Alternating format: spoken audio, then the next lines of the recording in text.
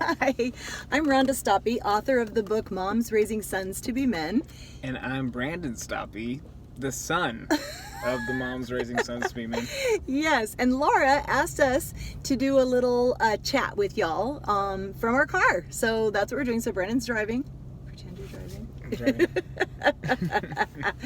And we just wanted you to know that we're excited that you're going to be watching the interviews, and also on social media there's some stuff, and Brandon actually recorded a song and it was on there. She wrote me in. I did write him in. Mm-hmm. So when he and I were at a mom-son retreat, he spoke to the moms about adolescent boys. And one of the things that you said that had every mom in there crying, and you probably didn't even know it, was he said, when I was an adolescent boy and my mom stopped crying, I knew I had lost control. So maybe speak just real quick to what moms raising adolescent sons can do. Yeah, I think when you're a boy and you're growing up and you're trying to figure out what it means to be a man, what it means to be on your own, to be separate from your mother, you kind of want to push boundaries in that way. And one of the things that you want to do is authority immediately.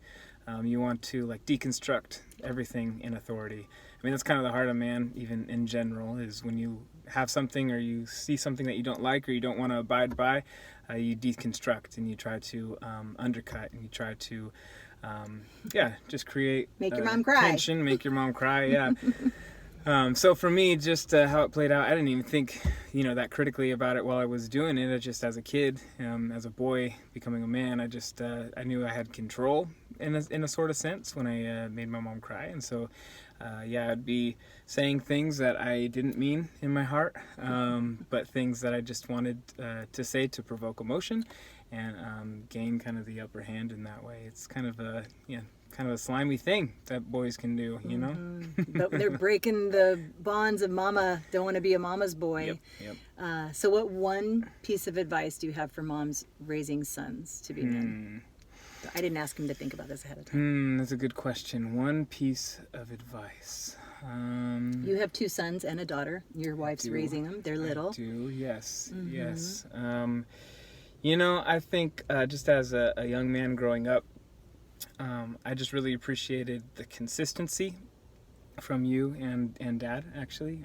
Just knowing that what I got at church, what I got when we were out and about with friends, was the same people that I got at home, and the people that continually pointed me to Jesus, to be like Jesus, and were the ultimate example of selflessness. And not always perfect, because I was a little bit crazy.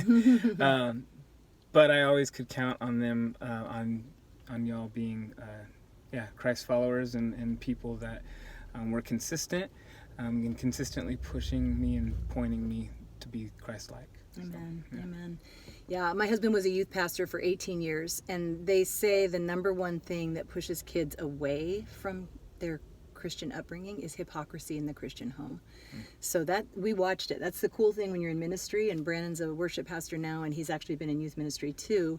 You get to see lived out in front of you other people's kids coming up through the ranks, and you get to learn from people's successes and failures.